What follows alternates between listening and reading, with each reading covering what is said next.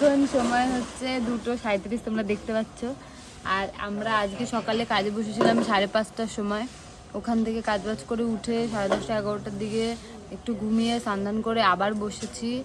এখন তেলটা প্রচণ্ড ঠান্ডা, তাই জন্য আমি বসে আছি। কারণ সুন্দরী আমার সাথে ঝগড়া হয়েছে একটু আগে, তাই জাল দিতে ভুলে গেছিলো, তাই তেল ঠান্ডা আছে। আর তোমাদের আমি একটা কথা বলতে চাই। কথাটা হলো, সবাই বলে কি যে তেলটা কালো। একদিন আমি একটা সাদা কড়াইতে এই তেলটা ঢেলে দেখাবো যে তেলটা কালো কিনা, ঠিক আছে? এখান থেকে তেল তুলেই দেখাবো। আসলে এই কড়াইটা হচ্ছে গিয়ে লোহার, যার কারণে তেলটা কালো লাগে। তোমরা দেখো, এই কড়াইটা পুরো লোহা দিয়ে তৈরি, অনেক ওয়েট। আমার ভিডিও এবং আমার যারা ভিডিও করতে আসে সবার ভিডিওতে আমি কম বেশি একটা কমন পাই, যে কমেন্টটা হলো যে আমরা নাকি পোড়া তেল ইউজ করি আর কড়াইটা খুব কালো হয়ে গেছে। আসলে কড়াইটা হচ্ছে লোহার। কড়াইটার ওয়েট মিনিমাম 36 কেজি। যখন আমরা কিনেছিলাম তখন ছিল 42 কেজি, এখন আর কি হালকা হয়ে গেছে। আর তেলটা আমি তোমাদেরকে তুলে দেখাচ্ছি। তোমরা যারা বলো যে এটা